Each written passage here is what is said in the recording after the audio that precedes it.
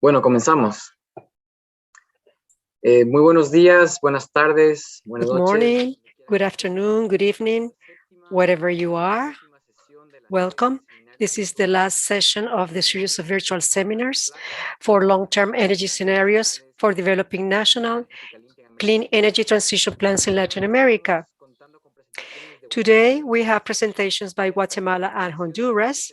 Being this the last session, we also have some words by the directors of the three agencies who have joined us today. My name is Pablo Carvajal. I am the officer for the Program of Innovation and Technology of IRENA in Germany, and I will be hosting and moderating the session today. Before we start, we have a simultaneous interpretation available into English. You can use the interpretation button on the lower part of your screen to choose the language of your choice. We appreciate that the participants make the comments and questions through the Zoom question feature throughout the event. Please introduce yourselves and also tell us where you are from when you take the floor. Thank you. Next slide. Next. Next one also, please. Very well. This is a series which is the joint initiative of the International Renewable Energy Agency, IRENA, United Nations Economic Commission for Latin America and the Caribbean, ECLAC, and GET.transform. It is a part of the activities on the IRENA's long-term energy scenarios network led by ECLAC, and is part of the activities that IRENA organizes in the framework of a long-term energy scenarios, LTES network. The purpose has been to provide a platform for energy planners in the region to exchange knowledge and experiences in the development and use of long-term energy scenarios in the context of clean energy transition. We started the series in February this year, and we finished it today with the participation of ministries, agencies for energy from 14 countries in Latin America. Now, we're going to have a few words of welcome by the organizers, agencies. We have Janeth Sanchez in the first place, who is the director of the Natural Resources Division of ECLAC. Good morning, Janeth. Thanks for joining us. Good morning. Thank you, Pablo. Good morning, everybody.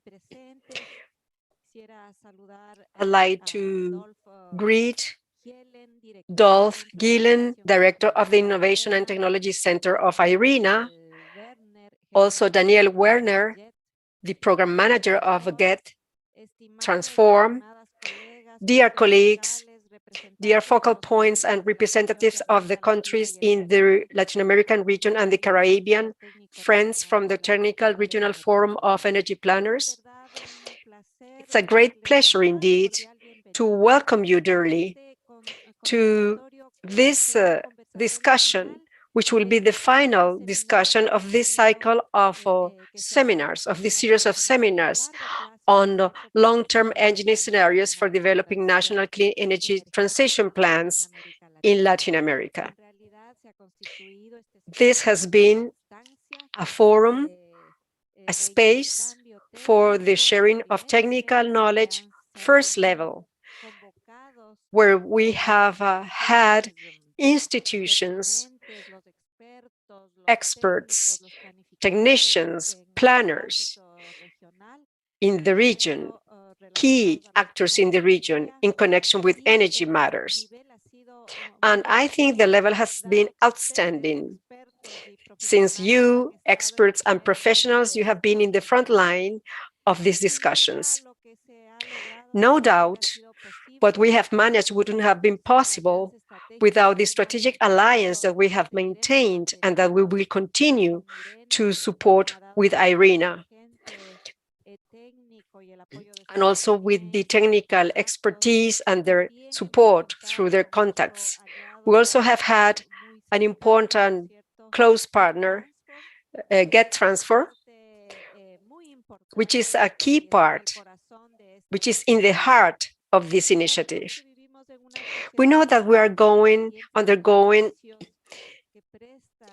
life in a society that provides services through electricity. And we have seen many technical and technological changes taking place in the world in regard of biomobility, etc. And because of this, we have to think of higher demand scenarios with higher power demand, but now power coming from renewable resources, and that should be increasingly sustainable. This is why the role of energy planning is key. It is critical if we want to achieve a clean energy transition, not only sustainable, but also fair and equitable, where no doubt renewable energies will play a key role based upon very specific technical requirements, on a specific infrastructure requirements, and also based on the need for new instruments and regulatory framework that we have started thinking about already, but with a long-term vision, just to foresee the conditions that we will be going through and the steps that we have to undertake to reach the vision in each country. There will be a different demand, a different pattern of production and consumption as well, a more intensive ones as regards electricity and renewable energies. Sustainable energy planning, on the other hand, is key to reach the objectives and the goals on the sustainable development, goal number 7, whereby energy is to promote new patterns, both in the production matrix and the consumption matrix. There should be greater energy efficiency. And of course, we have to seek for a better management of the sector in general. I'd also like to add that now that we are undergoing these pandemics of huge dimension, of a global dimension, where we have health concerns, but not only that, economic and social concerns as well.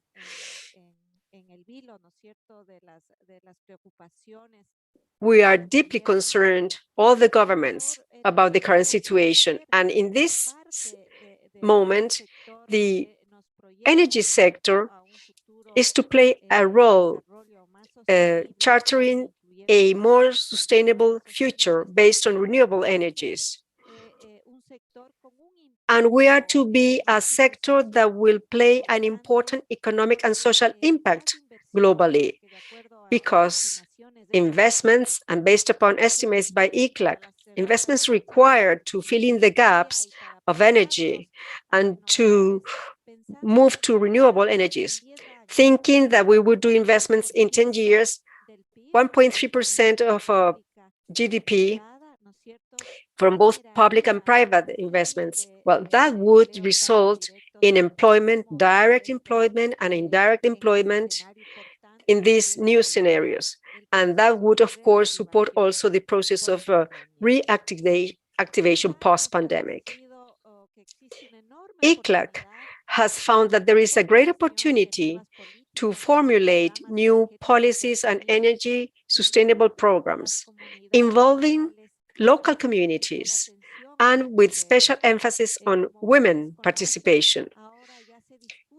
You are aware already of the discussion going on around the roles and categories to be played in the energy system. We're not only talking about passive energy consumers.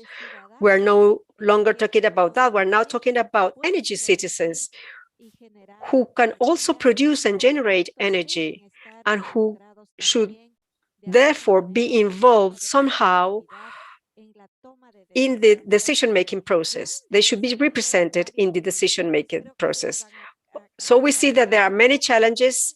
They have expanded the scenarios, the initial scenarios that we thought we had in planning in the future have been increased.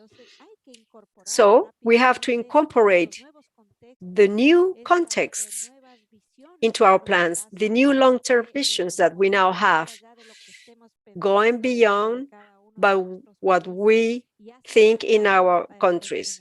Beyond that, globally, we are seeing new approaches and contexts because of the adoption of new technologies, because of the requirements to decrease emissions, for instance, coal emissions, etc. So we have many important challenges ahead for you who are the key actors in planning.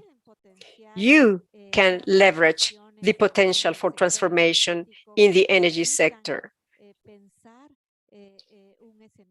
You should lead the way for us to think of a greater sustainability scenario for the different countries in the region and the world in general.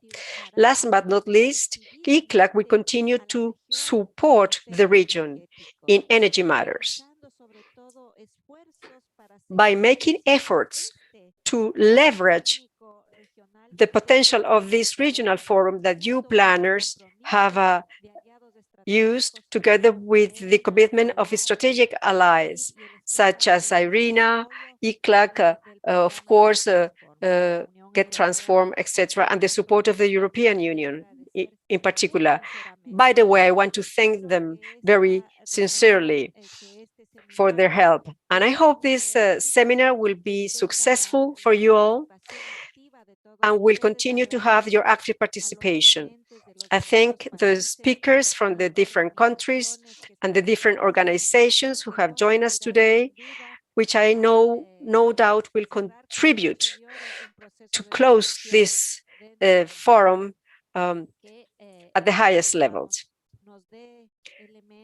And from this, we will take away ideas and tools with us to continue incorporating knowledge and expertise into our work. This is a collective effort, sharing knowledge in energy planning. Thank you very much indeed, and I wish you the best this afternoon. Thank you. Thank you, Janet, for your address. Yes, this series has provided a holistic vision of the scenarios of the whole economy. Thank you very much for your holistic vision. Now we have Dolph Gillen, the Director of the Innovation and Technology Center from IRENA. Welcome, Dolph. You have the floor. Yeah, thank you, Pablo. Ladies and gentlemen, good afternoon and welcome to everyone that joins us here today. And many thanks to Janet Sanchez for your kind words. We also thank ECLAC for being our strategic partner in this endeavor. We acknowledge the valuable work that ECLAC is leading for the Regional Energy Planners Forum and supporting countries' energy planning practices. Since its inception, IRENA has participated in the forum and we wish to continue contributing to its activities. We have organized this virtual series on scenarios in Latin America as part of the activities on IRENA's long-term energy scenarios network. And the network is a global platform to exchange knowledge and good practices in using and developing model-based long-term energy scenarios to guide the clean energy transition. This network is open to all IRENA members and their institutes, and we have several countries in Latin America that have joined the network and are showcasing their experience at the global level. The scenario series has met the objectives of the LTES network. It gathered planners from national energy institutions from 14 countries in Latin America, which allowed to have regional scale update on the status of scenarios and energy planning. And we want to thank very much all the national energy planners who participated in this series and shared their valuable experience. Before starting this series, we already knew that the region has a long and rich experience in energy planning and scenario development. However, we gained many new insights on how countries are expanding the boundaries of traditional scenario planning to account for the profound transformation that the energy transition will bring. Features such as high shares of variable renewables in the power supply, Electromobility, biofuels, hydrogen, and other innovations in the energy sector are now part of scenarios informing long-term national energy targets and plans. Also, institutional aspects were discussed, and we noticed significant advancement. Participatory processes are now the starting point of scenario exercises in many countries to ensure broad stakeholder buy-in and a broader consensus on transition scenario narratives. The governance of state scenario development is also quickly evolving to foster formal coordination among institutions, particularly close collaboration with the climate community to align scenarios with the imperatives of the global climate agenda. We're delighted that we have been able to capture these advances through this set of meetings and many more other good practices. So we're looking forward to seeing how the improved use of scenarios helps accelerate the energy transitions in the region. And with this short introduction, I welcome all speakers and attendees to this last session. With that, I hand back. Thank you very much. Thank you very much, Dolph, for those welcome remarks. I want to now pass Thank you, Dolph. I want to pass now to our last welcoming remarks from Daniel Werner. Daniel is Director of Programs at GET.transform. Daniel, the floor is yours. Muy buen día. Good morning, good afternoon, dear Janet, dear Dolph, and dear representatives of the various countries who have gathered today in this forum. It's a great pleasure for me to address you today on this occasion. And I'm going to switch to English because it is easier for me. Ladies and gentlemen, I think at a global level, we are at a crossroad.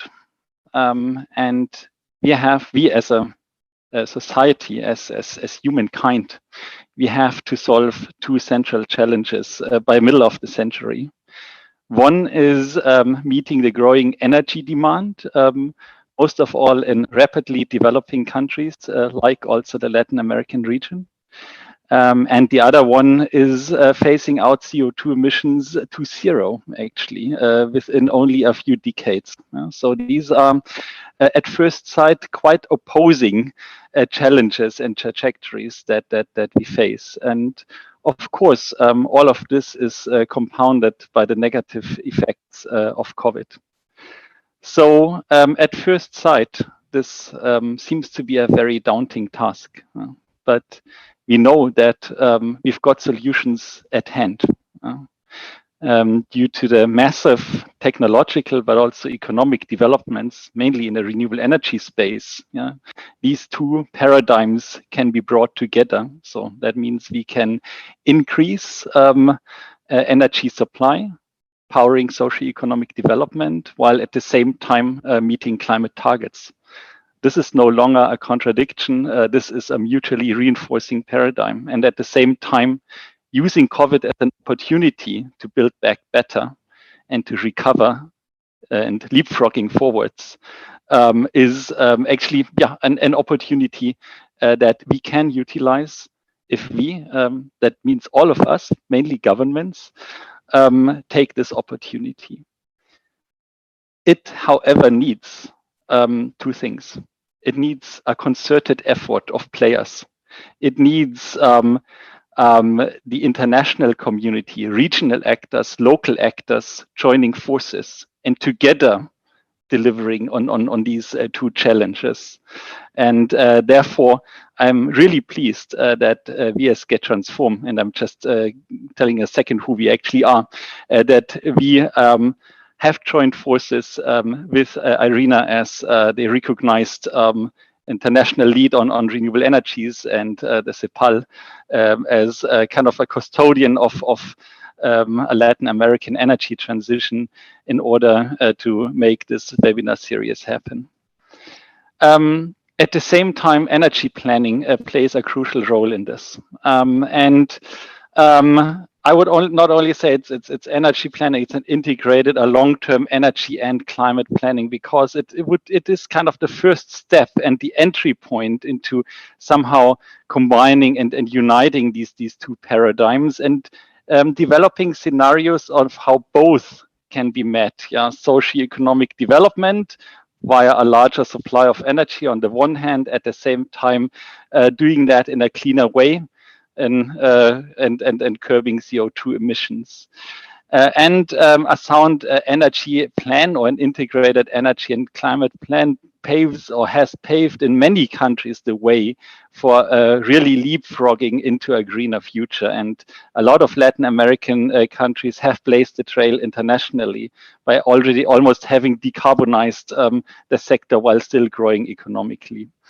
So therefore, these two things are of utmost importance: joining forces, exchanging best practice, like in this forum, and also developing very sound energy and climate plans as a starting point that would guide governmental and societal action. Therefore, as I said, we as GET.transform are very pleased to participate in that forum. And GET.transform in itself is somehow already an example of a concerted effort, since it is a European multi-donor program funded by mainly the European Union, but also 4 member states, Germany, Sweden, the Netherlands, and Austria, that have decided to jointly come together to bundle their forces, their resources, in order to act jointly towards joint aims. Therefore, now looking back, I think this forum and the webinar series has been widely successful with almost 1,000 participants from dozens of countries. However, I also would wish to continue that cooperation that has proven so successful, and I'm prepared to hold discussions on what we could do jointly together in future. On that note, let me point to the fact that the results of these discussions are going to be taken up in the Foreplan, the Forum of Energy Planners that CEPAL has established, and that we are also going to do jointly some follow-up publications capturing the results of all of these very insightful and enlightening discussions. So I would stop here. Otra vez, muchas gracias a todos ustedes. Thank you very much again to all of you. Thank you very much for your words, Daniel. As you said, it seems like a paradox. Yes. We have to deliver energy, and as you have said, we have in Latin America one of the cleanest energy matrices in the world, and we can learn a lot from Latin America. Thank you very much. Let's continue contributing with GET.transform, ECLAC, and of course, Irina in the region. Thank you very much. Now we are going to have today's presentations. We have Guatemala and Honduras. Tenemos a Gabriel Velázquez, quien es jefe de la Unidad de Planeación Energético Minero en Guatemala. Y también tenemos a Jorge Cárcamo, especialista en energía del Departamento de Energía de Honduras. Comenzaremos con la presentación de... We'll begin with Gabriel from Honduras, and then with Jorge, and then a conversation on the topics presented by both panel members.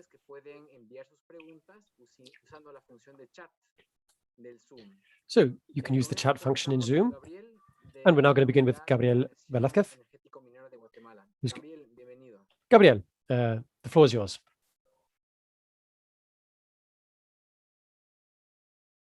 Hola, buenos días, ¿me escuchan? Can you hear me? Sí, te escuchamos, Gabriel. Yo tenía la pantalla, no sé si de repente se cayó, no sé qué pasó. Déjame volver a compartirla. Yes, I think that I need to share my screen again.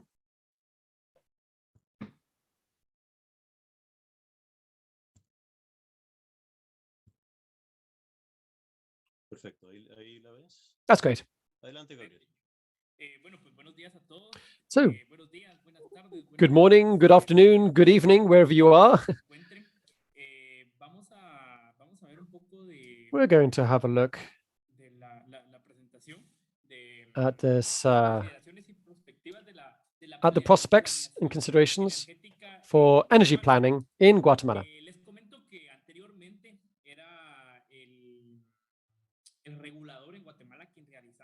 Now, it used to be the regulator in Guatemala that was in charge of planning. That was until 2014, when the Ministry of Energy and Mines started to strengthen the institutions and to train technicians. And this is where the process began, in which they made energy plans, electrical plans, and everything related to electricity. We started with an energy plan in 2008, and then in 2013, this plan was updated.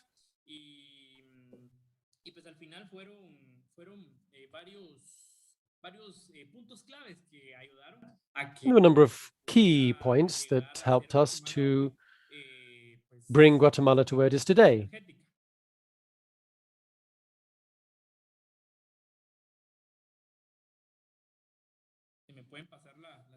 Next slide, please. There we go. So, what are the national priorities in Guatemala? In order to be able to put these plans into effect, we have to analyze the political environment. And there are a number of commitments, both at a national and international level, and a number of priorities in the country in order to do energy planning. Now, the priorities include a policy up from 2020 to 2024. And the most important objective is to bring electricity to more than 60,000 families in Guatemala.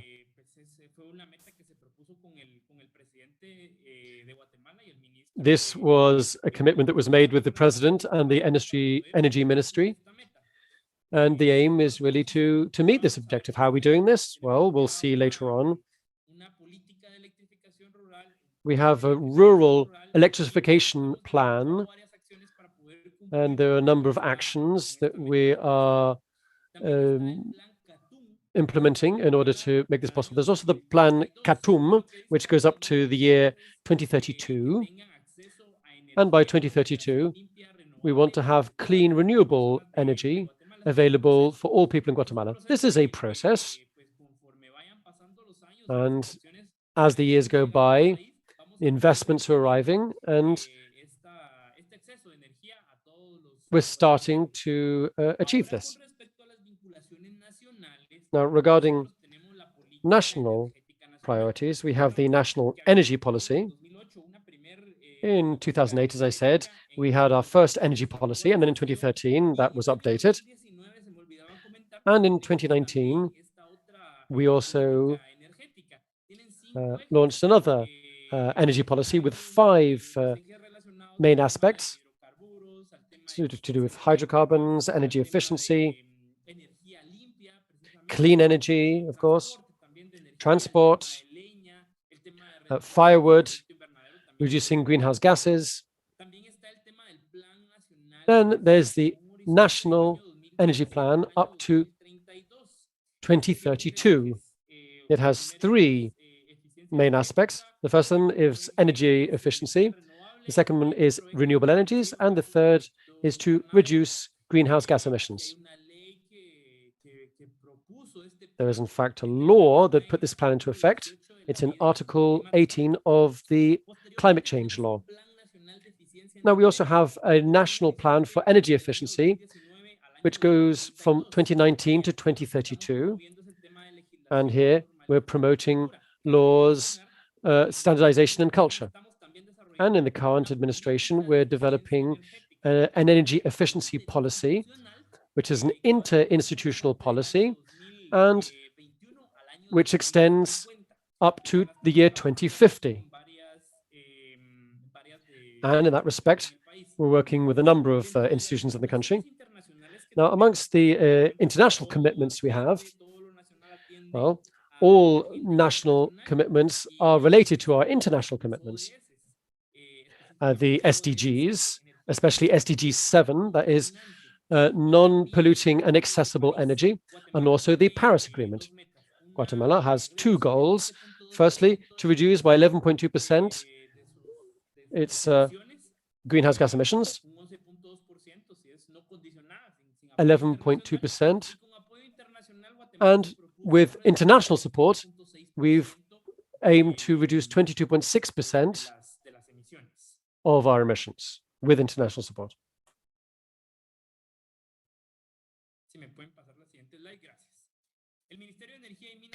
Now, the Department of Energy and Mines has the rectory in the energy sector. That's how it's organized in Guatemala. We also have two subsectors. There's electricity and there's energy efficiency. And of these subsectors that we're looking at here, well, there's another one that's the hydrocarbons, but we're just going to look at these two. Now, within electricity, we've divided into generation, transmission, and coverage. And all of our plans involve documents. For generation, we have the generation expansion plan from 2020 to 2050. And currently, we have the 22 to 2052 generation extension plan. And in transmission, we have a transport extension plan for 2020 to 2050. And currently, it's 2022 to 2052 plan. And we've got the rural electricity plan for 2020 to 2050. And there are a number of actions that we've implemented for this, and that is to bring electricity to more than 60,000 homes in Guatemala in rural areas. Now, regarding energy efficiency, we have an area of responsible consumption of energy. And then I mentioned before, we have an energy efficiency policy, which goes up to 2050. And we've got 10 main areas, from standardization to labeling. There's also sustainable mobility. And also the reduction of loss in transmission of electricity. Now, culture is very important as well. That's very important to analyze. Now, regarding transport, land transport, there's the National Electromobility Plan, which we hope to be able to present this year. And soon this should be passed, and it's in the Environment Ministries, the Mining and Energy Ministry, Finance Ministry, the tax sector is looking at incentives, the Department of Economy, investments as well, because this requires investment. So all departments of the government are looking at this. And then we've got the residential sector. Here, we're really trying to reduce the use of firewood, and Guatemala is trying to use induction stoves.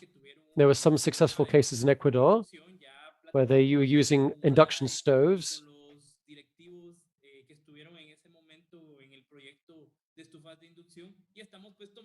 And we've worked with some of the people who were behind this project, and we've seen certain key points to be able to put this into place in Guatemala. And we've got certain pilot schemes at a small level in Guatemala, in public schools, for example. And we're also seeing it with the electrical company of Guatemala. We're about to launch a pilot project here. Here you see the electrical subsector in the area of rural electrification and electricity planning. As I mentioned before, we have the general government program with an aim to electrify more than 60,000 homes, and the rural electricity plan, where we want to cover 100% of homes by 2050. Now, it'd probably be 99.99% because reaching 100% is almost impossible. But, and we're also going to look at certain national priorities. Some of our technical premises include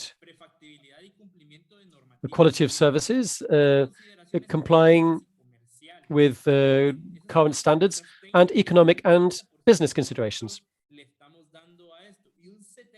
Now we're giving 30% to this and then 70% to socioeconomic premises. So, for example, Human Development Index, electrical coverage, reducing firewood consumption, cleaner cookers, electrical energy for cooking food, and then the issue of electrical mobility. Here we're giving priority to this because there are a lot of communities that don't have electrical energy. And one thing we have to look at is to see what is the first community that we're going to electrify. There are a lot of communities, and these are the priorities established here. Now, for the generation expansion plan, this goes up to the year 2050, as I said, and there are 5 goals. The first goal is to promote investments in renewable electrical energy generation sources, prioritizing technologies that are able to provide power and energy to the system. We want them to be renewable, but we also want it to be as efficient and safe as possible. Goal number 2 is to promote the generation of electrical energy in the department of Baden, which is an area quite far. Now, Guatemala is a small country, but we found natural gas in Guatemala, and we're trying to promote the natural gas from Guatemala so that we can generate electrical energy through this natural gas. And we want to be part of an energy transition in the way we use our resources. There's a third goal, which is to promote the generation of electrical energy in the departments of Guatemala, Santa Rosa, Quetzaltenango, Cuyapa, associated to geothermal energy. As I said, we're very careful with what we put into the grid. So we want to prioritize energies that are powerful. So geothermal power, we've seen there's a significant potential there. Now, goal 4 is to promote the generation of electrical energy with solar and wind energies which have power reserves. And here we're seeing that we're talking about batteries to create this energy storage. Goal 5 is to maintain a combination of the strategic energy mix for electricity, which can guarantee energy supply to the country in cases of emergency or climate change.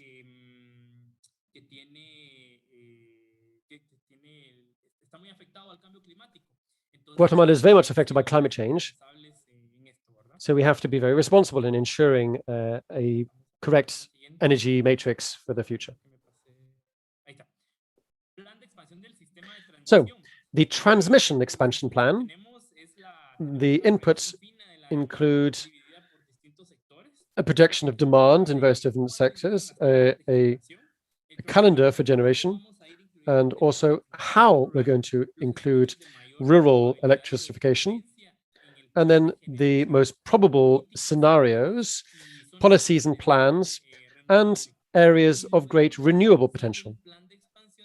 And this is where the transport expansion plan comes in for transport. This was validated by the wholesale and the energy regulator in Guatemala, and also the wholesale agents within the country. And we looked at various different scenarios. So climate penetration of wind energy, and the demand. And we look at various different scenarios in the dry season and wet season. And so we look at minimums and maximums in all of these different possible scenarios.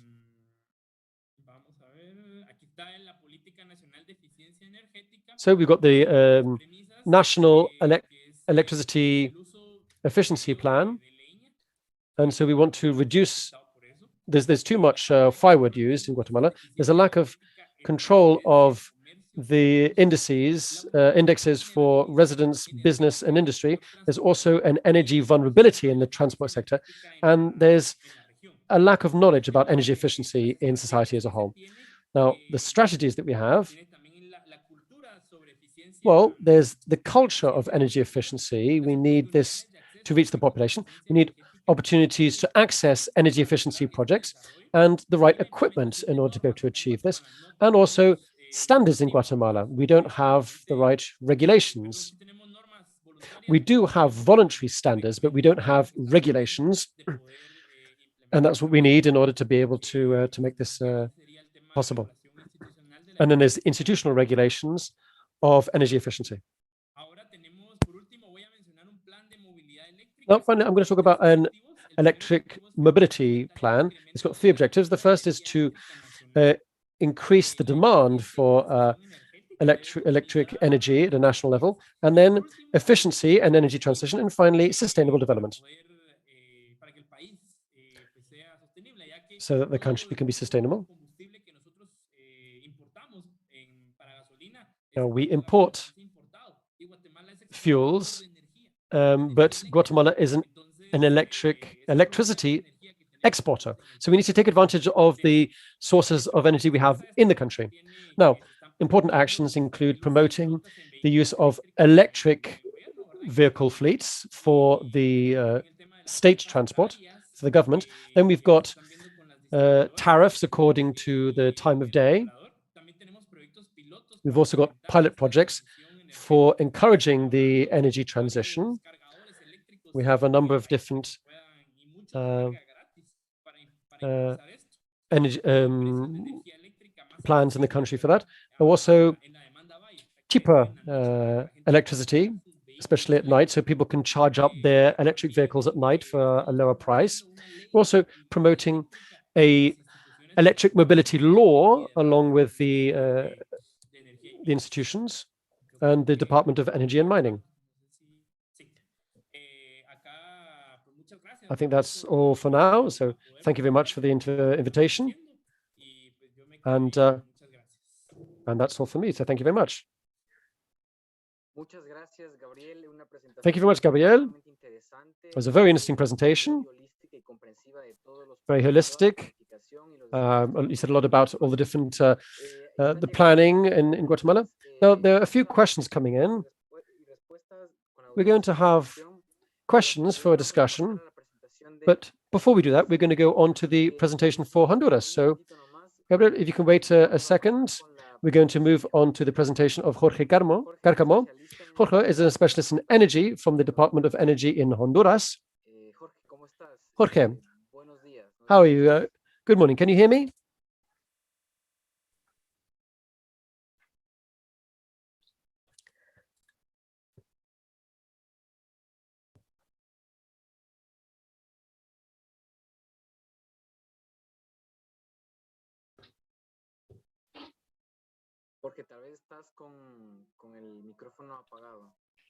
Jorge, your microphone is muted. Yes, now we can hear you. Could you please turn on your camera? I'm having trouble with the camera. I'll see if it works, but so far it doesn't. So excuse me, but my camera is not available. Yeah, I was trying to share my screen. Well, good morning. It's a great pleasure for me to have this opportunity to share with you the experience we have in Honduras in building the National Energy Policy 2050. We've been over a year working in this process, and it is still ongoing. It's still under process. One of the main achievements will be the energy policy of this effort. But of course, we have had a major challenge, which has been the pandemic, which has delayed our work. Well, I will now start with my presentation and will clarify any aspect that you may wish.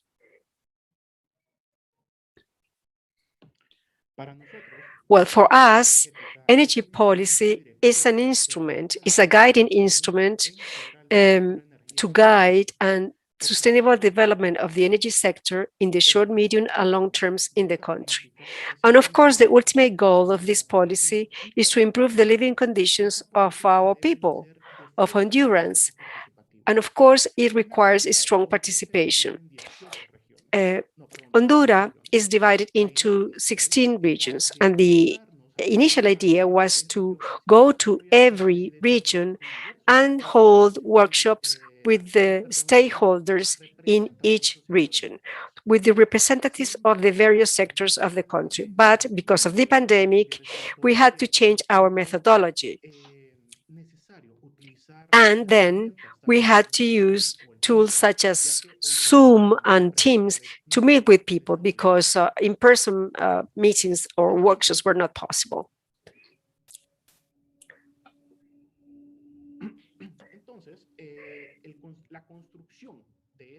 Okay, so this is the building or development of our energy policy. The development process consisted or consists of 3 stages. The first stage has to do with the development of the energy agenda.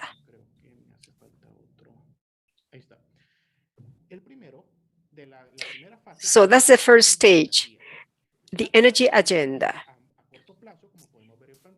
As you see on the screen, the framework is 2019-2021. And for us, the energy agenda is a document which represents the promise of the government to the Honduran people in terms of energy. It's a short-term document. It is based on short-term energy scenarios, considering, of course, medium and long-term scenarios goals. The second stage is the vision and the roadmap. Unlike the agenda energy, now this is a long-term document.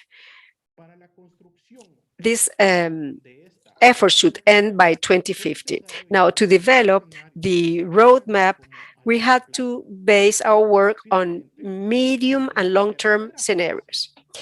And then the third stage, this is the building of the policy, of the energy policy document. And this document will be delivered to the President of the Republic for approval. So it will then later become a law. This last document, of course, is key, and it has to include long-term expected results or deliverables, and in connection with the various scenarios that have been developed in the Secretariat of Energy.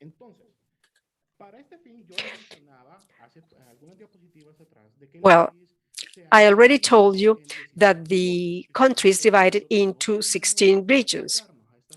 Since we could not go to those regions because of the pandemic, we had to change our methodology. I already said that. So this is what we did. We divided the energy sector, the whole energy sector, into 14 different subject matters, and we called them subject matter roundtables. And at every roundtable, we had the participation of around 50 specialists and technical actors in different fields, and they represent the various sectors of the country. So at every roundtable, we would have the academia represented, public institutions, private sector, and also international cooperation. In average, 50 people per roundtable. Some roundtables had more people, but in average, we had the participation of 900 technical experts, specialists, and from the country and from other countries. This process took around 4 to 5 months. And as can you see, it calls for a lot of participation. It's a highly participative process. As I said initially, our purpose with this energy policy is to address the needs of the population. Therefore, participation is key. And I think we achieved that participation through these roundtables, where we had the contribution of many experts from the various sectors of the country. Well, after that, we established an advisory committee. The advisory committee consisted of 40 high-level persons, representatives from public institutions, directors and managers from private companies, also the presidents and deans of the academia, and representatives of international cooperation agencies. In this committee, the roadmap was approved. Also, the advisory committee set 3 clearly defined objectives: define the vision of the energy policy, prioritize gaps and challenges of public policy, and last but not least, to approve the roadmap. So the first deliverable of the advisory committee was to define the vision of the energy policy. And I'd like to apologize with the audience because I'm going to read how the vision was defined by the advisory committee. And it reads as follows: by 2050, to be an inclusive, comprehensive, resilient, efficient, transparent, competitive sector aligned with the global agenda for sustainable development, a sector that will ensure universal and affordable access of the population to modern energy, will allow for technological and scientific exchanges, will guarantee energy security, and will promote the timely use of natural resources, will reduce the effects of climate change, and will contribute to the common well-being of Hondurans. This is the first deliverable of the advisory committee, defining the energy policy vision. This is another example, the second deliverable of the advisory committee. And this relates to the gaps, to filling in the gaps and addressing the challenges that we have in public policy. Here we can see on this graph the strategic objectives, the goals for the medium and long terms, and then actions to be undertaken, to be carried out in order to achieve efficiently the goals, the medium and long-term goals.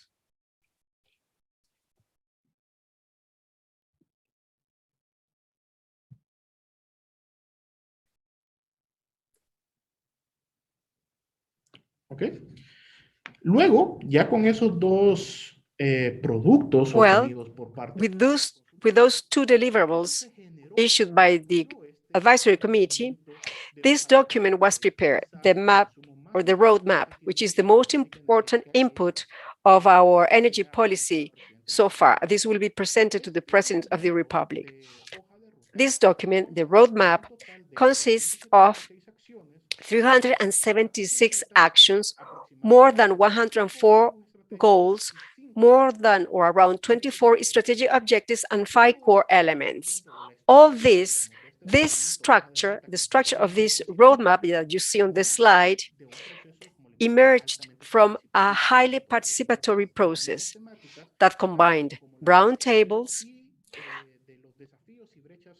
the holding of consultations by the advisory committee.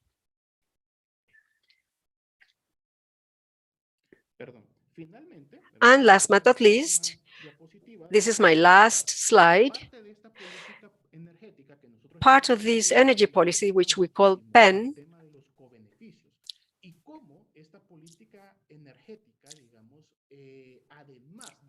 in addition of guiding the sustainable development of the energy sector in the country, is related to other initiatives in the country. I'm going to mention two of those initiatives.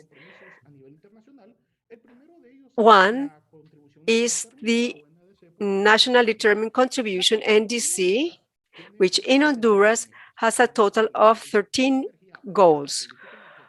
And this energy policy, in a direct and indirect way, addresses 8 of those goals. Here we have then bioenergy, renewable energy, energy efficiency, electromobility, intelligent cities, social inclusion, sustainable economy, and also applied research and knowledge management. Now, this is also directly and indirectly related to a number of sustainable development goals of the 2030 agenda. On the circle graph, you see the goals and the objectives that we foster through our energy policy. The thick lines indicate the frequency or rate of repetition of the objectives. So we can see objectives such as number 8, which is sustainable development, or 9, or 17, partnerships for peace, institutions, etc. Those are the largest ones. Those are the ones that repeat all the time within the framework of an energy policy. But there are other objectives there that perhaps are not as much as related to the energy policy. For instance, we have water sources, environmental impact in the case of cities, sustainable cities, in the case of health. But these elements are related to a lesser extent compared to the other objectives that I have just listed. And, well, finally, I'd like to thank you for your attention and for having given us this opportunity to present and share our experience with you. And I guess we are going to have a question session. I'll be very willing and available to address your questions. Thank you again for your attention. Thank you, Jorge, for your presentation. Excellent. The way you showed us how you're working in your energy policy. And yes, of course, we're going to have a discussion right now. So let's move on to the discussion session with Gabriel.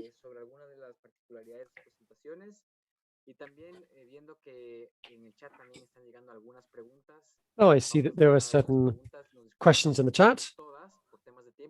We won't be able to answer all of them, but we don't quite have the time, but we'll try to answer as many of them as possible.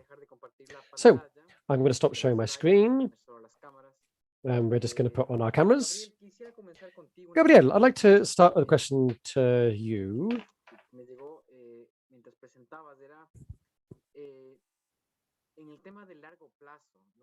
The issue of the long-term generation and transmission extension plans, and it goes all the way up to 2050. And you say that they're actually working out to 2052. We've seen a lot of presentations from countries in this time. Now, in the energy plans, they're long-term, but the expansion plans, the regulatory expansion plans, are usually just 10, maximum 15 years. So I wanted to ask you, how do you manage these expansion plans over such a long time, such a long period? And how do you integrate both the long-term and the short-term into your energy plan? Yes,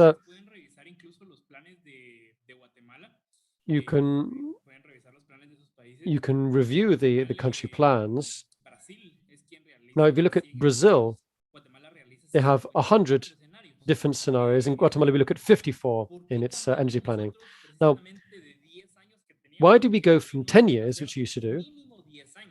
Well, the law established a minimum of 10 years. Why do we go to such a long term, to 2050? Well, it's precisely because we wanted to think how we're going to be in 30 years' time, because there are projects that have been planned for 5 to 10 years, and we see that they're actually taking 20, 25 years. There's a project that has to be completed by, or that had to be completed by 2013, and it still hasn't been completed. So we felt there was a sort of conflict there, a social conflict, and which was out of our hands.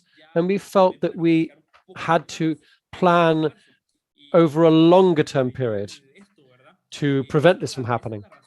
That's the reason why we've done this, both for transport and for energy generation. So that would be my answer. Yes, thank you, Gabriel. Now that you mentioned transport, I realize that you had a sort of hierarchy there of governance and sectors. And transport was among energy efficiency. And you mentioned organizations that participate in this electromobility plan. Now, experience has shown us that transport isn't usually managed by the energy ministries. There's public works department, which usually works with it, because when it comes to energy transport planning, it's usually about planning roads. So I was quite surprised to see that transport is included under this this energy efficiency department. I wonder if you could explain that. Yes, that's very interesting. I thought it was an example of success in Guatemala, and I'll explain why. It's like an orphan. Well, rather, it's a child with lots of parents. The issue of electrical mobility, because the Environment Ministry looks at that, and because of the issue of climate change, it's looked at by the tax administration because of the issue of taxes, and also the finance ministry, because a lot of resources go through that. If you want resources for electric vehicles, if you're going to generate incentives and so on, communications as well, and public works, of course, as you said. So all of these sectors are involved. Now, all of them are working on the issue of electric mobility. But in Guatemala, we're all providing something, but there wasn't a clear view for the country, because this issue is very strategic. And this is something we started as far back as 2016. So first we started looking at statistics. And the first thing we needed was information. Without information, we can't make decisions. We worked with Aulay and Fernando Anaya, who was the consultant who helped us a lot with the issue of electric mobility. And we identified what actions needed to be put in place. And we got together as a team and we started working on this energy planning on in the long term, right up to 2050, to see how we could implement this electric mobility. And we saw that depending on what we were doing, first we needed information, and then we needed to see what comes first, the chicken or the egg. Well, do we get electric vehicles or electric charging points? Or the issue of the cost of charging the vehicles. So we felt that we first started putting charging points in Guatemala. Now I think that we're going to have 50 charging points just in the city. In fact, last week, one was inaugurated, and they're making plans for placing electrical car charging points. That's a very exciting topic. It's even poetic, but it needs to have a very much a technical electrical aspect, and that's why we're leading this project, and we're working on it alongside the other institutions that I mentioned. So yes, but as I said, there are 5 or 6 institutions that we're working with. That's how we've done it. And the first thing that we're going to present is a law, a project, a bill for the Congress. Okay, this project for electric mobility. Oh, yes, we're seeing Jorge. Good to see you there, Jorge. Yeah, thank you very much for your presentation, Jorge. I've got a question. Well, you can actually see the questions on the chat, can't you? If you want to answer them directly, that's okay as well. So I have a question. The issue of electric mobility. What's very interesting in your presentation are the intermediate goals, like up to 2030. Now, if it's what are the objectives? Is it carbon neutrality? So by 2030, that's relatively short term. So the question is, how do you manage to combine medium term with the long term? You're creating long-term scenarios, but what about the medium term? So how do you create this reconciliation between the long term and the medium term? Yes, thank you, Pablo. This is quite a complex issue. It's like what Gabriel was saying. We have 44 different scenarios, now obviously applied to our context, and we do need to develop medium-term scenarios. In our case, well, there's the Paris Agreement, which obliges us to have results by 2030. Now, the long-term scenarios are key when it comes to decarbonization, but we need to reduce the uncertainty related to prospecting. And when we're talking about prospecting, I suppose I can answer a question in the chat. Actually, they talked about what methodologies we use. Well, we have a number of them. We use LIP, message, and Flexwood. There are others, but we use them less. So anyway, that's one issue. Now, these results force us to consider scenarios that aren't all long-term, some of them are medium-term. For example, natural gas. We have a scenario for introducing it up to 2030. Now, we look at the behavior of this source up to 2050. So, of course, the different scenarios complement each other. Yeah, the second instrument that forces us to have these intermediary sort of scenarios is that in Honduras, there's what's called the law of the country view.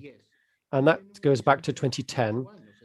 And it's got a 28-year period, so up to 2038. This law includes a number of indicators that are related to energy, especially renewable energy. And this law states that by 2038, the electricity matrix has to be 80% from renewable sources. Now, this is a law in the country. So we need to come up with intermediate strategies and intermediate scenarios in order to meet the goal established by this law.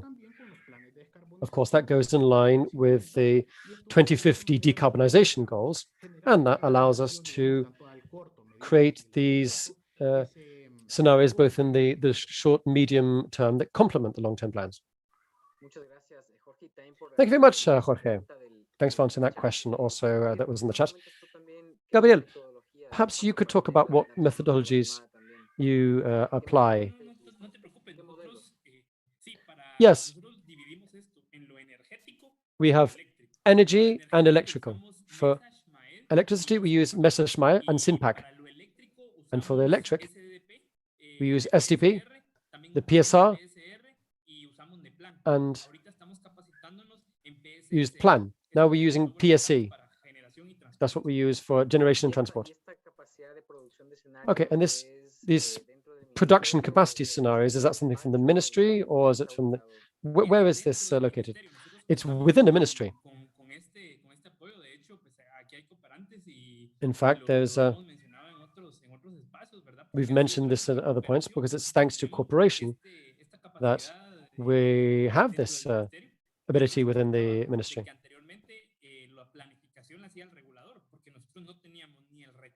Now, we didn't have the resources to be able to buy this or the capacity. And now we do have the capacity now. since 2014, we do put in place the transport plans, the generation plans, and energy plans. Yes, that's great. So it's in-house. Okay, Jorge, what about in Honduras? What about the production capacity scenarios? How do you set them up? Yes, thanks, because I see there's a lot of similarities here with Honduras. We also have two types of, we've got energy, where we use LIB, which is the main tool that we use for this purpose, and also message, which is from the International Atomic Energy Agency. Now, regarding electricity, there's Flex tool, I think RIMUP as well, and if I'm not mistaken, using SDLP. Now that's for electric prospecting, and that is being done conclusively with other state agencies. Now, we've also had the support of the operators and of the regulatory agency for electricity, so that both the planning of these other entities in the energy sector is very much in line with what we're doing in the energy secretariat. Jorge, you mentioned something that's interesting. The scenarios have usually been managed by the energy sector, and usually you're working with planners but then they talk about the Paris Agreement and low emissions and carbon neutrality. How are you managing this interaction as an energy sector with the climate community, which is really encouraging you and pressurizing you to be more ambitious? And there's a question here from the audience. They're saying, well, countries who are responsible have to be responsible and have to be concerned about this. But politics around the world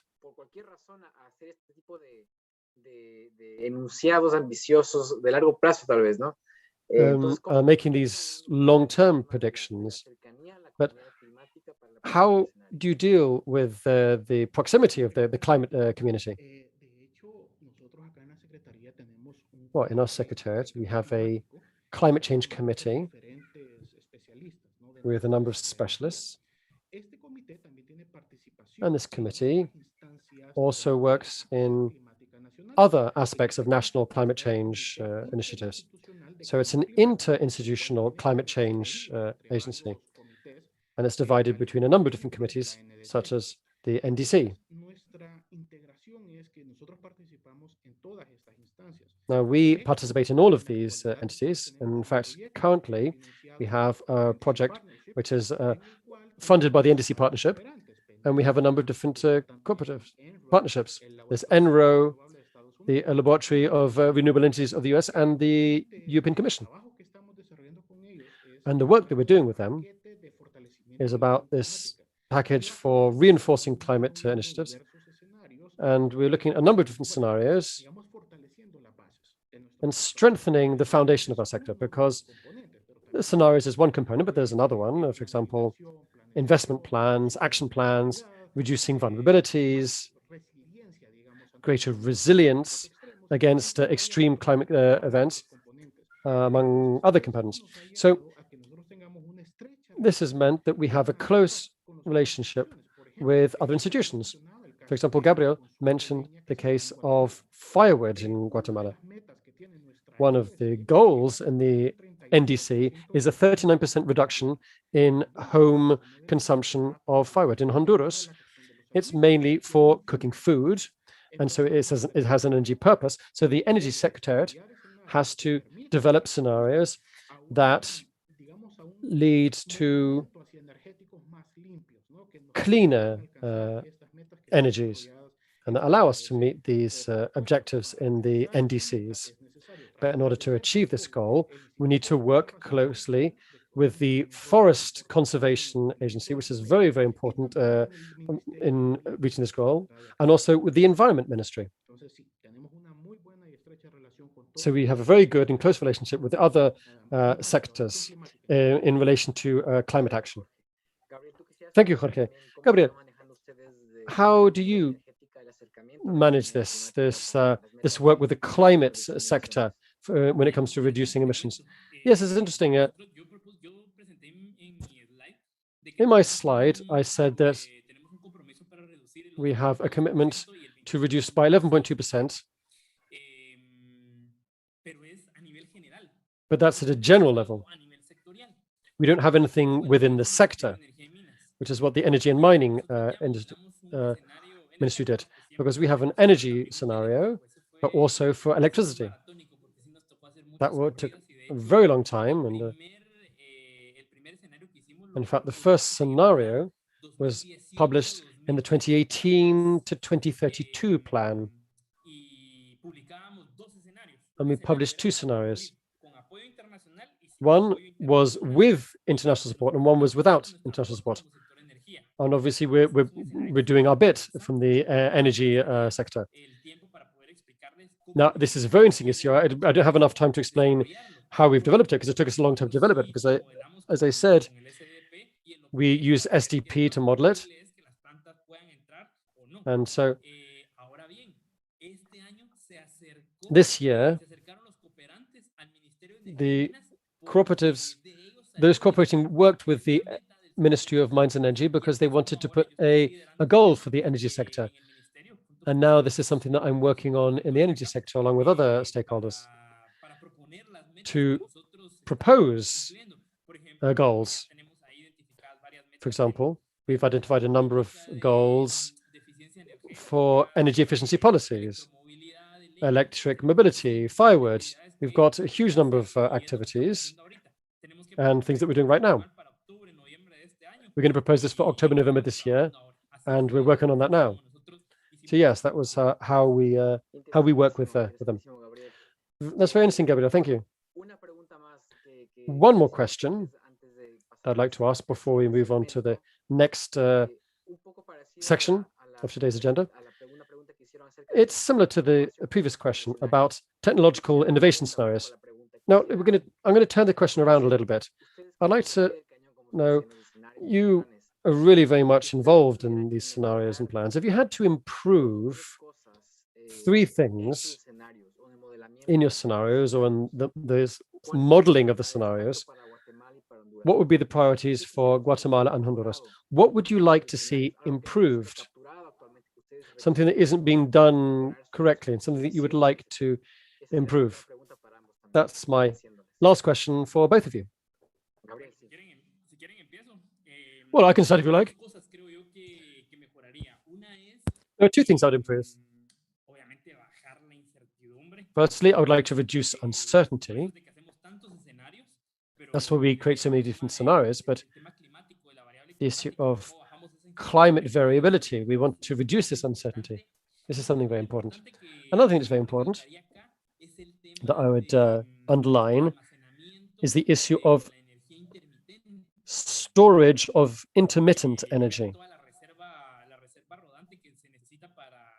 because you need a reserve to be able to work with the system. It's a very good system. The problem is when we put a lot into the grid, there are adverse effects. That's what I would do. That's great. Okay, for Guatemala. So for Honduras, Jorge, what could you say? What would your priorities be for developing scenarios? What do you think could be improved in these scenarios? Well, I would just say one, and that's the level of disaggregation. Now, the electrical side of things does have relatively detailed information, a number of different variables. However, we don't get so much information when it comes to energy as a whole. Now, I'd like to give the example of firewood, for example, in Honduras. The firewood market is, what happens is that most of the firewood that is sold doesn't come from forests, that they don't have any permission. It's just people go to the mountains and they just cut down trees to sell it. It's not done legally.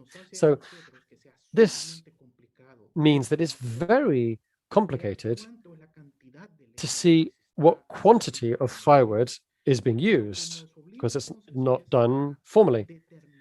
And so this means that we have to look at demands to see what we have to look at average amounts, education levels, consumption levels, but this gives us something very approximate. It gives us an idea, but it doesn't give us the exact figure. On the other hand, the other institutes such as forest conservation, there's the issue of the state of the forest, and now they can use these digital systems, so satellites, multispectral analysis, multi-temporal analysis to look at forest degradation. However, that the degradation of forest is not necessarily related to firewood. So we have quite a lot of uncertainty here. We don't know exactly how much firewood has been consumed. And so that's quite a dramatic issue. But this is, sorry, it's not the most dramatic issue, but it's a good example of how we need more real disaggregated, real-time information to be able to create scenarios that really correspond to the situation in our country now. Thank you very much for the quantity, yes, and quality of information. And when it comes to demand, the study of end use, these are very important in order to be able to design the supply. It's obviously, the demand is the driver of supply. Well, look, we're going to finish the section now. Thank you very much. There's these excellent presentations. It's been we've really covered the scope of our discussion very well. So it's been very, very interesting. Thank you very much indeed. I wish you the best. Now, there are some questions in the chat. If you want to answer those questions, then please do so. So thank you very much. Now we're going to move on to the next segment for today. And we're going to hear from Ruben Contreras and Antonio Levy, who are going to talk about lessons learned up to today. And I think that Ruben is going to give a presentation, and he's also going to talk about with Antonio and and from Irene. So welcome.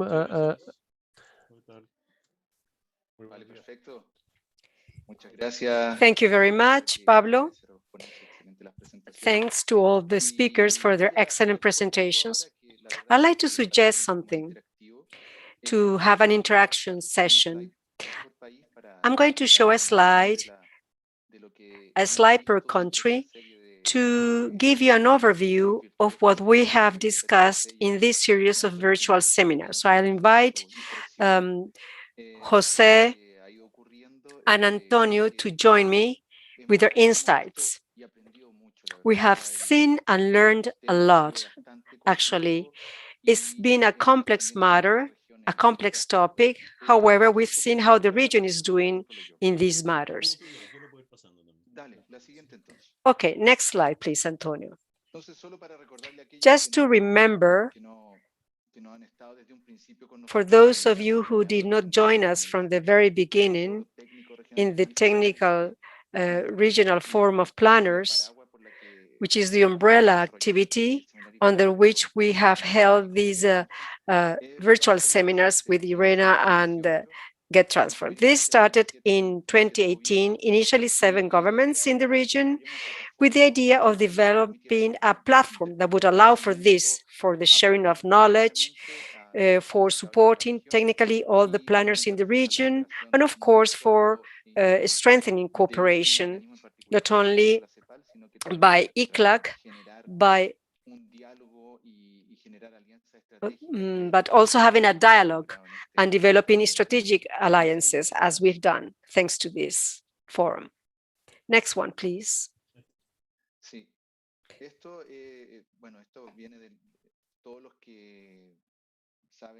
Well, you know the story, the history, I should say. 3 main objectives were established, and I think we have achieved them: strengthening scenario development, improving scenario use, and identifying capacity building approaches, institutional capacities and also technical ones. And I think we have achieved those objectives. Now let's review each country. Next one.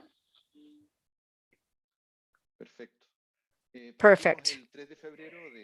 We started on February the 3rd this year. The first guests were Brazil and Colombia. We had Tiago Barral and Cristian Jaramillo with us. Antonio, if you wish, you can take the floor to comment, and then Jose. Thank you, Ruben. As you said, this journey started in February with Brazil and Colombia. They shared the importance of long-term goals, social and economic development related to decarbonization, and the need for building consensus and having the participation of the industry and of the citizenship. They stated these ideas in different manners, as well as other countries did. And we also heard about the challenge of governance in relation to the planning process, which requires constant innovation to incorporate institutions, community, consider external environmental externalities, etc.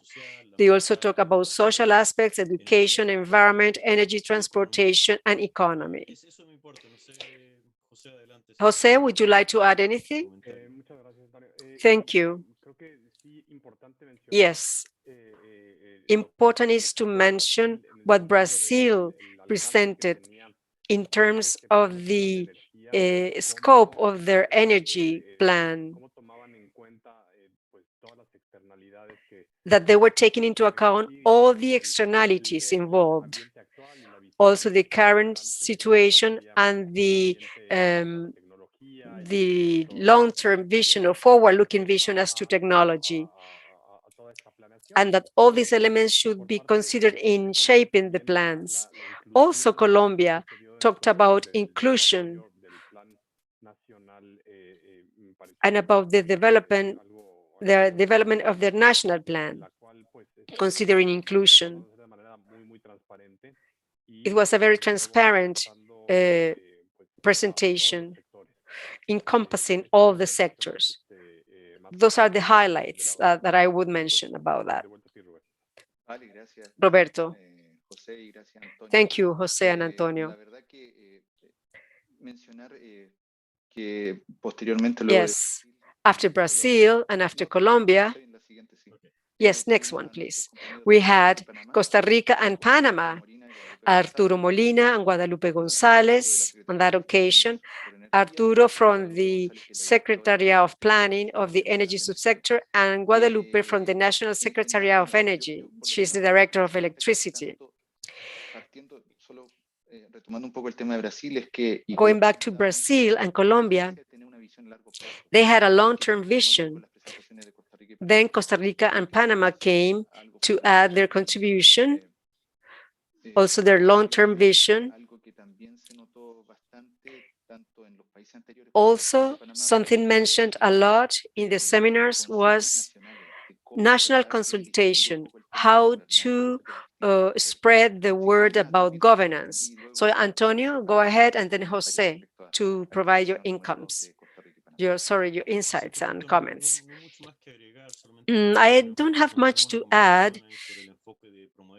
Yes, the focus is to promote renewable energies, energy efficiency, and sustainable development through actions and goals in the medium and long terms. Goals without losing track of the challenges involved, improving the quality of service, access, and also continuing incorporating renewables in the process, the non-conventional ones. About Costa Rica, they presented a highly inclusive process. Yes, the process they undertook to develop their long-term energy policy. They consider all the sectors, the citizens as well, to reach consensus, which would be the basis for the policy development. I found that to be very important. And as to Panama, they mentioned their national plan, but also their strategy, meaning to start developing a climate plan and to start considering all the technologies that could be used in the future. I think they are on the right track on that. Thank you, Antonio. Thanks, Jose. Then later in the year, we had Ecuador and Uruguay, Alejandra Reyes from Statistics and Balance Planning area, and Ramiro Diaz Castro, the Director of Electricity of the Ministry of Energy and non-renewable natural resources from Ecuador. Something we liked a lot about their presentations was that they were positioning climate very strongly in their planning efforts. The classic topic in planning is an exercise which is based on mathematics. They said, where is cheaper generation? Where can we improve and meet the demand? But now they have a different trend. The issue is not only economics, and we see this in the example of Ecuador. They mentioned that this is a social, an environmental, and an economic topic. Yes, as to Uruguay, yes, this is the trend. They established a relationship between the climate change needs and the national needs. They talked about defined regulatory frameworks, talking about working with the national energy balances to build a coherent energy policy. These scenarios are built, taking into account different scenarios for public policy. So they are considering other alternatives based on the priority for the implementation of the various energy policies. This has to do with things such as the replacements of equipment in residential areas and industrial areas, and also introducing electrical transportation or electromobility in their national automobile park. Yes, in Uruguay, yes, they're going beyond policy. They are doing a balance, but they're also considering what they're currently developing and what they want to achieve in the future. And they're also considering all the final user sectors. And on the side of Ecuador, social aspects are key and highlighted. They're thinking of the implications of this transformation in society and in the economy. And they're thinking ahead how they're going to adapt the policy to the coming changes, to the future changes. They are also including energy efficiency in their plans, in their process. And there are sanctions applied by the government to encourage energy efficiency. That's something that they mentioned and that I'd like to highlight. Thank you. Perfect. Next. In session number 4, we had Chile and El Salvador. On that occasion, Carlos Barría Quesada from Chile and Juan José García from El Salvador. They share very interesting experiences.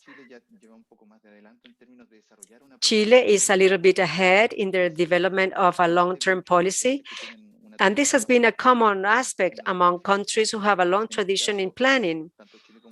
Chile and El Salvador both has a policy that goes up to 2050. They are integrated a number of variables, not only energy, but as we said before, in the case of Ecuador and Uruguay, they are going beyond and they are already thinking about the role of planning, about an exercise that combines or brings together all the sectors of the country. Let us remember, we have to be honest, in modern society, if there is no access to energy of any kind, not only electrical energy, nothing works. We become null. That's what I have to say. Well, I'd just like to highlight in Chile and El Salvador's presentations that they were very interesting, and they highlighted their potential, the potential of the energy-related sectors, industry, transportation, housing, and generation. They highlighted the importance of achieving the commitments as to NDC and also decarbonization. They're integrating the perspectives of the different sectors, public, private, universities, etc. So that was very interesting.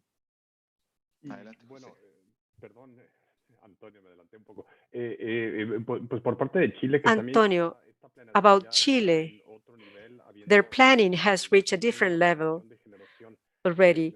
They're planning for generation of electrical energy. They have a clear plan for that. And they're moving on to the development of clean fuels.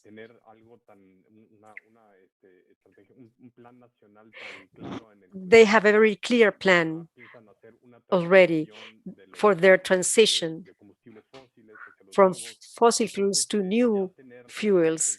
So having this already in such a clear manner, to me, was outstanding. I found that presentation to be very, very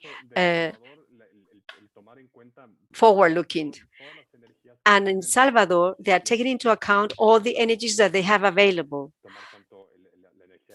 They are considering wind energy, geothermal energy. They are integrating everything.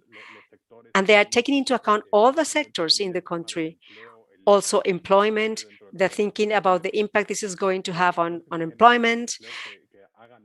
They are thinking of the new employments to be developed after the transition. So I think they have a very forward-looking vision also towards 2050. Thank you. Yes, in most countries where the most complex or ambitious plans have been made, those are countries where there has been a strong citizen participation. I remember Panama, it took them 2 years to close the dialogue process with all the stakeholders. Well, now session number 5, we had Argentina and the Dominican Republic. From Argentina, we have the Vice Minister of Energy Efficiency and Savings, Alfonso Rodriguez. We also had the Executive Director of the National Veras, and from Argentina, Rocío Rodriguez, the Coordinator for Energy and Climate Change from the Subsecretariat for Energy Planning. One of the key topics here was the vision Argentina has about energy planning. They want to contribute to the achievement of Sustainable Development Goals of the United Nations. So they want to provide energy security, but also they talked about environmental sustainability and how they are actively including climate change strongly in their processes and also in an innovative manner. And I also was amazed at their approach as to planning-based investment. They're thinking about electromobility, digitalization, and also hydrogen. That's key. And on the Dominican Republic side, they're starting their planning. They're working on incentives in the first place, but they are laying down the foundations to continue progress in this area. Thank you, Ruben. I have little to add. I found the Dominican Republic experience very interesting as regards foreign investment and their law reform. They're changing the structure of the market. They are giving incentives for this. And there is a new legislation, business legislation also. They have been successful in that case. And thanks to that reform, they have been able to foster the sector. I agree, Antonio. These are examples of countries that are at different stages in their planning process, of course, towards the transition. Their electrical systems have different degrees of development.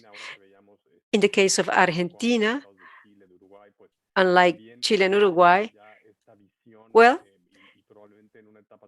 they are perhaps not as advanced, they are at an earlier stage, but they're working hard. And in Dominican Republic, they are in the process of creating incentives that would lead them into renewable energies. It's important to mention that this process of incentives has taken years. Now there is a change of administration in the country, but the process continues, the incentive process continues. So they're very focused on doing this and on also meeting their international commitments. So I think they are also on the right track. Thank you, Antonio and Jose. Next one. Well, this is our previous session. We had Mexico and Peru. It was a very interesting and active session. We had from Mexico, Sergio Saldaña Zorrilla, from CENER, the Subsecretariat for Electricity, and Juan Navarrete, the Director of Policy and Programs from the National Commission for the Efficient Use of Energy. Here, energy scenarios include not only generation, but efficient use of energy. And then Luis Vilches from Peru also joined us. He's the coordinator for energy planning and renewable energies. And both countries shared a very interesting thing: how planning, in the case of Mexico, has to be a repetitive process, a repetitive exercise. It is not a process written on stone. No, it is a live and evolving process. They learn through the process. And 4 major points were highlighted: avoid overlapping of goals, having technical potential to save energy, coordinating all the institutions and strengthen capabilities. And on the side of Peru, we learned that they are considering welfare indicators, providing energy services improves the quality of life of people. So those are the highlights I have. Thank you, Ruben. I have little to add. It was interesting to hear not only about setting clean energy transition goals, but to review them and update it from time to time in order to incorporate changes and progress and innovations. They also mentioned 3 pillars for progress: energy efficiency, clean energy among them,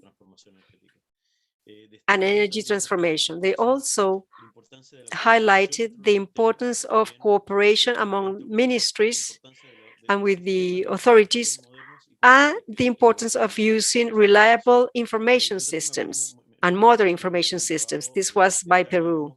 I remember also that in Mexico, CONUE has measures about energy efficiency and have incentives in this sense. That's what I recall the best. I don't have much to add. These are contrast examples, I would say.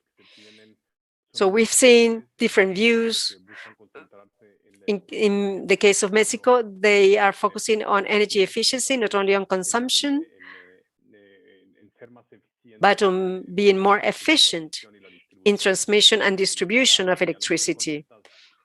And perhaps they have more modest goals than other countries that are thinking of implementing renewable energies. But also, we see countries where they want to increase their percentage of clean energy being used, perhaps in the long term, but already they are working on that. We have to recognize at an early stage of the transition, because they have challenges which are very different as the challenges seen in other countries. Perfectly well, Antonio. Thank you very much. And Jose, thank you. I think we closed this session. And something I'd like to add is that soon we're going to have the Regional Technical Planners Forum with all the partners and, most important, all the focal points and representatives from governments. So we will be contacting you. I just wanted you to know that. So we will present the status of activities, of progress of the forum, but also we will be discussing new activities that we can undertake. This is a clear example of the good things that we can do when we work together internationally. Thank you, and I give the floor to Pablo to continue.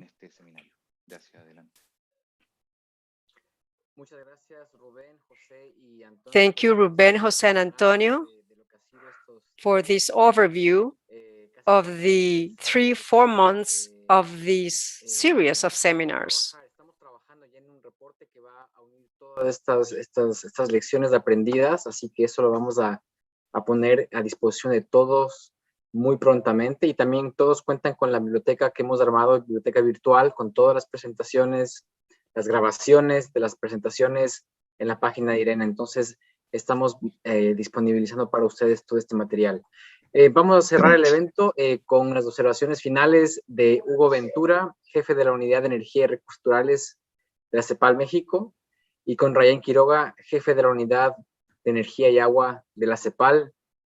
Hugo, Rayén, sus palabras, sus observaciones finales, les agradecemos muchísimo para cerrar nuestra sesión del día de hoy. Muy buenas tardes. Perdón, ¿comienzo yo o Rayén? ¿Ustedes me indican? Adelante, Hugo. No. Bueno, muchas gracias, Rayén. Bueno, primero un saludo a todos los participantes en este foro en Latinoamérica y en el mundo. Una felicitación a los dos ponentes del día de hoy, a los amigos Cárcamo y Gabriel de Guatemala y Honduras, y por supuesto también reconocimiento, estimados colegas de Irena de GET.transform y nuestros queridos colegas de CEPAL por esta actividad que hoy cierra. La verdad es de que fue muy satisfactorio ver los avances que hay precisamente en lo que es la integración de la energía como un eje transversal del desarrollo, la mayor comunicación que se da con medio ambiente para el tema de las NDCs y cambio climático, y con los sectores sociales para superar la pobreza energética.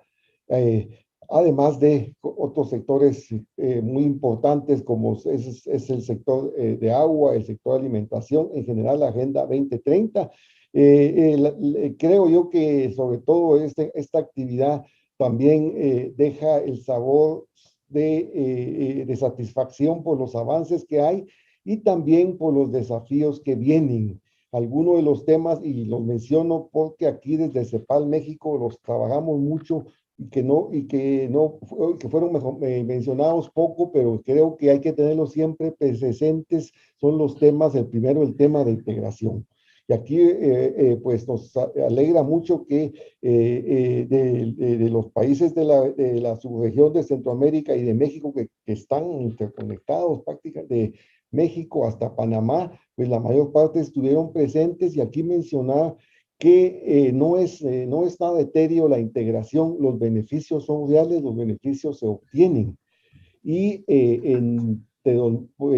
pensándolo en el pasado reciente, en 2018 y 2019, es el ejemplo más reciente donde una muy severa sequía afectó a los países centroamericanos. La energía, la producción hidroeléctrica bajó al mínimo, pero no fue necesidad de programar ni hacer racionamientos, la cooperación privó y los beneficios quedaron muy visibles de la integración. Y continúa adelante, creo yo que eso es muy importante. El tema de cooperación persiste, el tema de la eficiencia energética y los planes que se expusieron principalmente por México, que son metodologías que a través de cooperación horizontal se han transferido a muchos países, y también mencionar el tema de regionalmente abordar la reducción de emisiones, como es el caso de una meta regional de reducción de emisiones que también hemos estado apoyando a los países para posiblemente presentarla en Glasgow. Y el tema de la biomasa, que sigue estando presente, pero que tiene una interrelación muy importante con agricultura, con el tema alimentario, fue expuesto por los colegas de Honduras y Guatemala, y estamos apoyando a los países en esa visión geoespacial para hacer una evaluación de esos recursos biomásicos, que sin lugar a dudas su aprovechamiento moderno es uno de los grandes desafíos. Pues simplemente repito la felicitación para los colegas, especialmente para nuestro colega Rubén allá en Santiago, Rayén, y los colegas de IRENA y GET.transform. Muchas gracias.